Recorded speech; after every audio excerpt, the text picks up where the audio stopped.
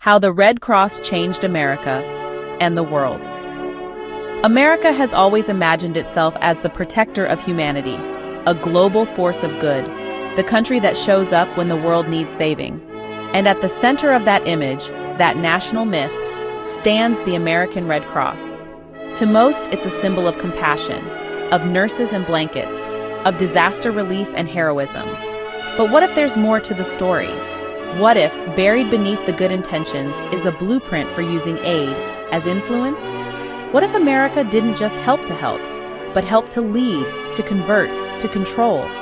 This is the story of the American Red Cross, how it became a global humanitarian force, how it shaped national identity, and how even today it remains one of the most powerful and controversial tools in America's hands. Part 1. A Humble Beginning. The American Red Cross was founded in 1881 by Clara Barton, a battlefield nurse from the Civil War who had witnessed firsthand the devastation of war and the lack of organized aid. Inspired by the International Red Cross movement in Europe, Barton fought to bring the same humanitarian model to the United States.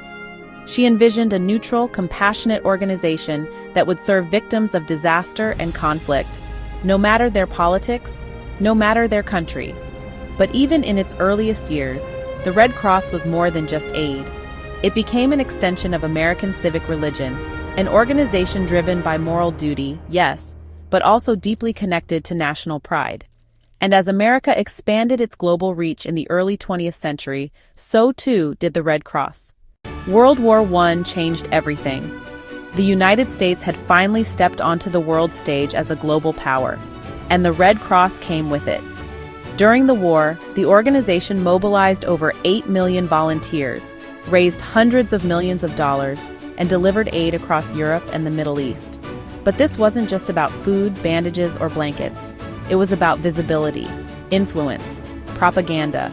Red Cross posters filled American cities. Angelic nurses, bleeding soldiers, orphans, and mothers. The message was always the same. America cares, America saves, America leads. Aid workers didn't just distribute supplies. They distributed American values. Protestant work ethic, patriotism, democracy, even capitalism. Julia F. Irwin, in Making the World Safe, shows how the Red Cross became a soft power empire, one that blurred the line between humanitarianism and political mission. Not everyone received help. The Red Cross, especially during the early 20th century, was a mirror of American politics, often racially segregated, religiously biased, and politically aligned with U.S. foreign interests. Relief was generous for allies and strategic partners, less so for politically inconvenient victims, those in colonized regions or countries not aligned with U.S. agendas. At home, the Red Cross was slow, and sometimes outright resistant, to support Black communities during disasters like the Great Mississippi Flood of 1927. Segregation existed even in emergency shelters. The image was clear. Aid wasn't just a right, it was a privilege, distributed through the lens of American identity and strategy. Following World War II, the Red Cross entered its golden era of global expansion.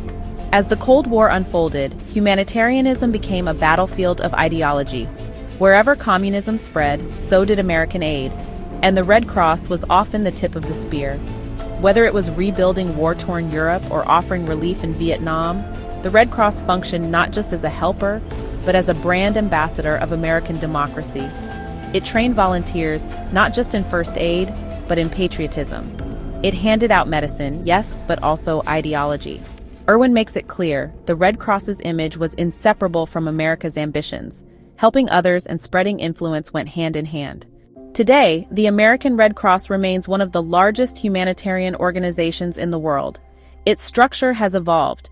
Its reach is broader. And while it's still steeped in history, it now faces a new world of challenges: climate disasters, pandemics, mass migration, and cyber emergencies. Every year, the American Red Cross responds to over 60,000 disasters, from wildfires in California to hurricanes in the Gulf to tornadoes in the Midwest.